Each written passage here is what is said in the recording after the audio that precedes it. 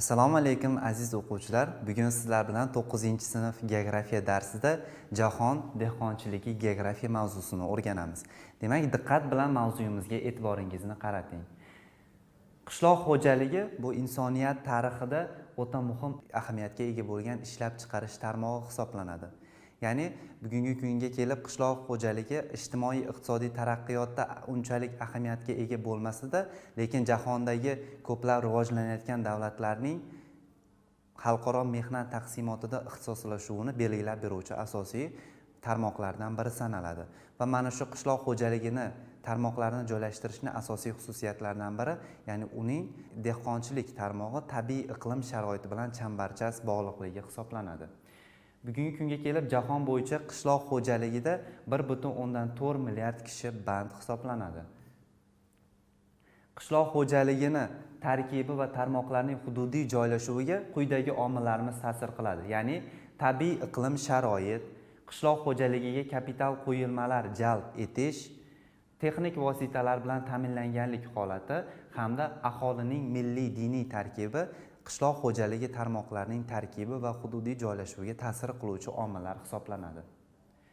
Qishloq xo'jaligini ikkita yirik tarmog'i mavjud. Ya'ni bular dehqonchilik yoki ziroatchilik hamda chorvachilik tarmoqlariga bo'linadi. Qishloq xo'jaligida mahsulot ishlab chiqarish xususiyatiga ko'ra ikki turga ajratiladi. Ya'ni bular rivojlangan tovar xo'jaligi hamda ichki iste'mol uchungina mahsulot ishlab chiqaradigan qishloq xo'jaligi kabi turlarga ajratiladi. Endi mana shu turlarimizga xos bo'lgan xususiyatlar bilan tanishib chiqamiz.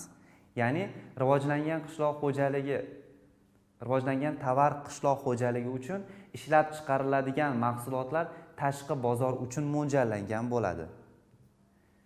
Bunday xo'jaliklar ishi intensiv tashkil qilingan zamonaviy dehqonchilik hamda chorvachilik sohalari bo'lishi mumkin.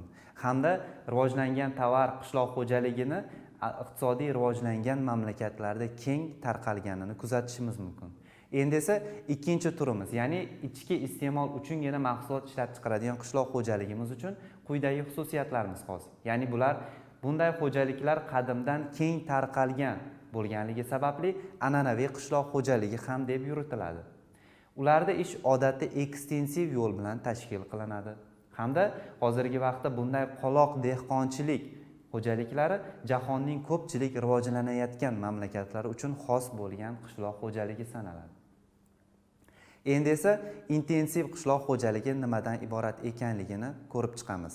Ya'ni intensiv qishloq xo'jaligi bu qishloq xo'jaligi mahsuloti maydon birligida agrotexnika vositalaridan samarali foydalanish, hosil unumdorligiga erishish hamda chorvaning mahsuldor zotlarini yaratish hisobiga mehnat unumdorligi oshsa, demak bu qishloq xo'jaligini biz intensiv qishloq xo'jaligi deb ataymiz.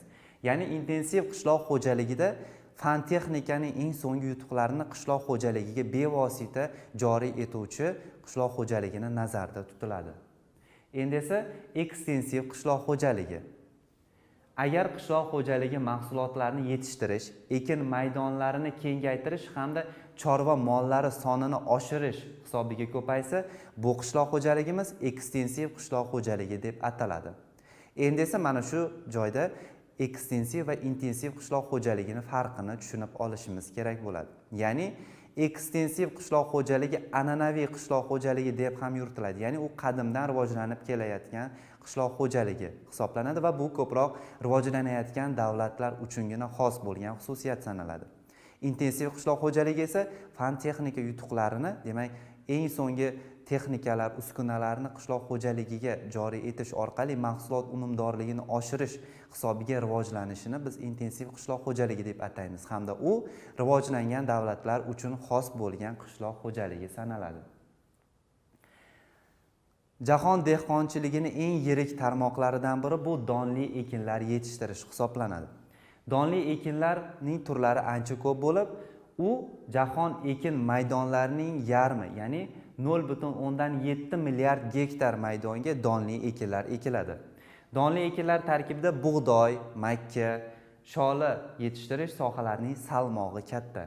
hamda jahon yalpi don mahsulotlari hosilining 80% mazkur ekin turlariga to'g'ri keladi va bundan tashqari donli ekinlarimizga arpa, suli, javdar kabi ekin turlarimiz ham kiritiladi.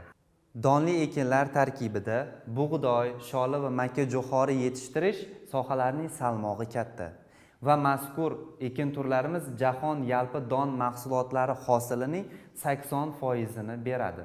Hamda bundan tashqari donli ekinlarimiz safiga demak arpa, suli hamda javdar kabi ekin turlarimiz ham kiritiladi. Donli ekinlar demak tarkibida bug'doy yetishtirish alohida o'rin tutadi. Ya'ni bug'doy donli ekinlar orasida eng ko'p ekiladigan ekin turi hisoblanadi. 2016-yil ma'lumotlariga ko'ra jahonda 800 million tonna bug'doy yetishtirilgan.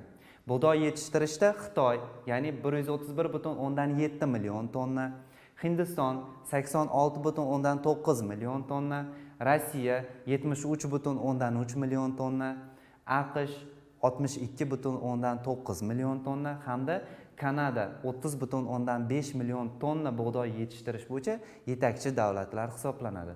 Jahon bug'doy hosilining deyarli yarmi mana shu yuqorida sanab o'tgan davlatlarimizga to'g'ri keladi. Bug'doy yetishtirish, ya'ni jahonning asosiy bug'doy ekiladigan hududlari Shimoliy yarimsharning o'rta kengliklari, ya'ni mana shu Shimoliy yarimsharning o'rta kengliklarida joylashgan AQSh, Kanada, Rossiya, Ukraina, Qozog'iston, Xitoy kabi davlatlarga va Janubiy yarimshardagi Avstraliya, Argentina hamda Braziliya davlatlariga to'g'ri keladi. Va mazkur diagrammamizda ko'rib turganingizdek, 2018-yilda jahonda eng ko'p bug'doy yetishtirilgan mamlakatlar ro'yxati keltirilgan.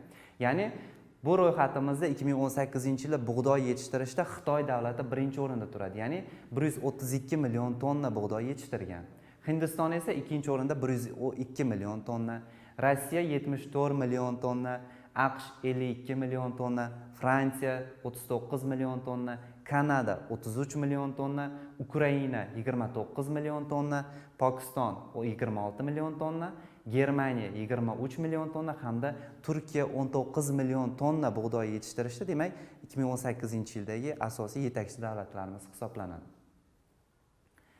Donli ekinlar tarkibida ikkinchi o'rinda demak sholi yetishtirish ham muhim ahamiyatga ega. Ya'ni jahon donli ekinlar orasida yalpi hosili bo'yicha ikkinchi o'rinda sholi turadi.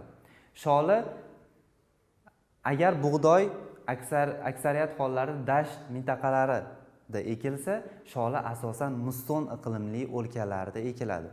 Ya'ni sholi qolgan ekinlarimizga nisbatan suvni ko'p talab qiluvchi ekin turi hisoblanadi. Sharqiy, Janubiy Sharqiy va Janubiy Osiyo mintaqalari jahonning asosiy sholichilik mintaqalari hisoblanadi va Xitoy, Hindiston, Indoneziya, Bangladesh, Vyetnam kabi davlatlarimiz sholi yetishtirish bo'yicha yetakchi mamlakatlar sanaladi. Donli ekinlarda yalpi hosili bo'yicha 3-o'rinda turuvchi ekin turimiz bu makka jo'xori hisoblanadi. Makka jo'xori jahon donli mahsulotlarini 4dan 1 qismini beradi. Uning tarqalish maydonlari deyarli bug'doy ekiladigan maydonlar bilan bir xil hududlarga to'g'ri keladi. AQSh, Braziliya, Meksika, Argentina va Xitoy kabi davlatlarimiz jahonning eng ko'p makka jo'xori yetishtiruvchi davlatlari hisoblanadi.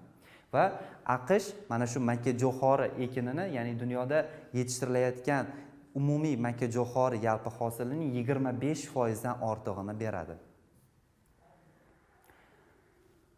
Jahon dehqonchiligida keyingi o'rinimizda moyli ekinlar turadi. Ya'ni moyli ekinlarga asosan soya, kungaboqar, yer yong'oq, chigit, zaytun kabi ekinlarimiz kiradi. Soya yetishtirishda AQSh, ya'ni jahon soyasining yarmini hamda Braziliya, Xitoy kabi davlatlarimiz yetakchilik qiladi. Yer yong'oq yetishtirishda Hindiston, G'arbiy Afrika davlatlari yetakchilik qiladi. Kungaboqar yetishtirishda Ukraina, Rossiya hamda Argentina davlatlari yetakchilik qiladi. Hamda zaytun yetishtirishda Italiya, Ispaniya kabi O'rta dengiz bo'yi davlatlarimiz yetakchilik qiladi.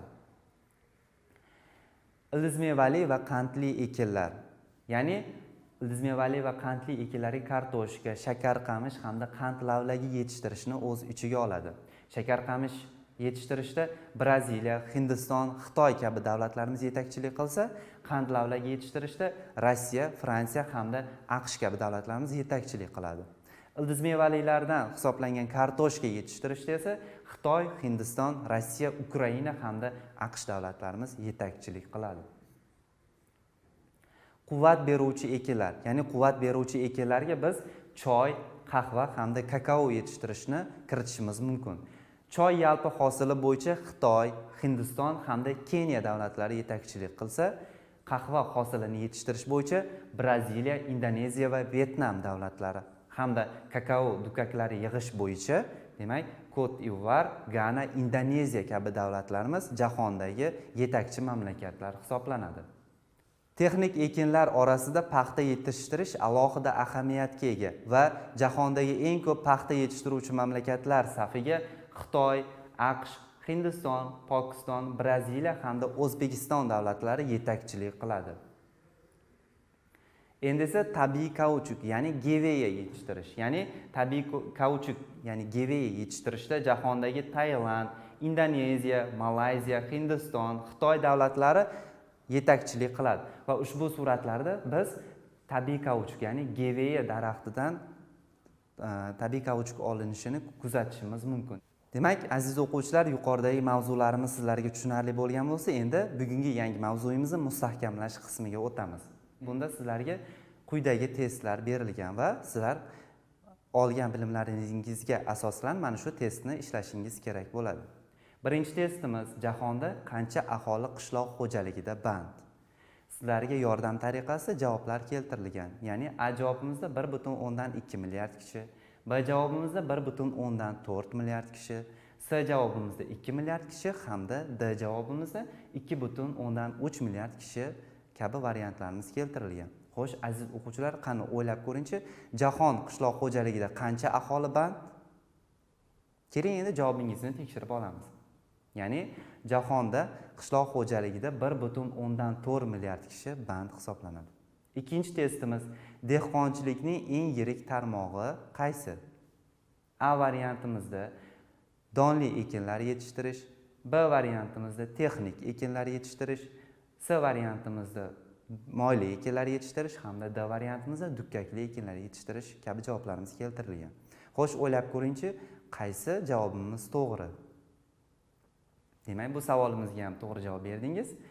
Dehqonchilikning eng yirik tarmog'i bu donli ekinlar yetishtirish hisoblanadi. Keyingi testimizga o'tamiz. Janubiy Sharqiy Osiyo, Sharqiy hamda Janubiy Osiyo mintaqalarimiz qaysi ekin turini yetishtirishda yetakchi hisoblanadi? A javobimizda bug'doy, B javobimizda choy, C javobimizda makkajo'xori hamda D javobimizda sholi ekin turlari keltirilgan. Xo'sh, sizlarga yuqorida ta'kidlaganimizdek, agar yaxshilab eslab ko'ring, Sharqiy, Janubiy Sharqiy hamda Janubiy Osiyo mintaqalarimizning asosiy dehqonchilik, ya'ni ekin turi qaysi edi? Bu savolimizga ham to'g'ri javob berdingiz. Demak, sholi ekin turini yetishtirishda yetakchi mintaqalarimiz hisoblanadi. Va so'nggi testimizda jahonda yetishtirilayotgan makkajo'xori umumiy hosilining 25% qaysi davlat hissasiga to'g'ri keladi? A javobda Xitoy, B javobda Rossiya, C javobda AQSh hamda D javobda Kanada kabi davlatlarimiz keltirilgan. Xo'sh, o'ylab ko'ringchi, jahonda makkajo'xori yalpi hosilini yetishtirishning 25% qaysi davlat hissasiga to'g'ri kelar edi? Demak, bu savolimizga ham to'g'ri javob berdingiz. Jahonda makkajo'xori umumiy hosilining 25% AQSh davlatiga to'g'ri keladi. Endi esa bugungi mavzuyimizning mustaqil bajarish uchun topshiriqlarni daftaringizga yozib olishingiz kerak bo'ladi. Ya'ni birinchi topshirig'imizda darslikdagi jahon dehqonchiligi geografiyasi mavzusini o'qing hamda mavzu yuzasidan berilgan savollarga javob yozing va darslikning 58-sahifasidagi quyidagi jadval berilgan. Mana shu jadvalni sizlar yuqorida olgan bilimlaringizga asosan to'ldirishingiz kerak bo'ladi va ko'rib turganingizdek ekin turlari keltirilgan va ana shu ekin turini yetishtirishda jahondagi peshqadam davlatlarni yozishingiz kerak bo'ladi. Bugungi mavzuyimiz hamda berilgan topshiriqlarimiz sizlarga tushunarli bo'lgan bo'lsa, bizga ajratilgan vaqt ham o'z nihoyasiga yetdi. Keyingi darslarimizda ko'rishguncha xayr, salomat bo'ling.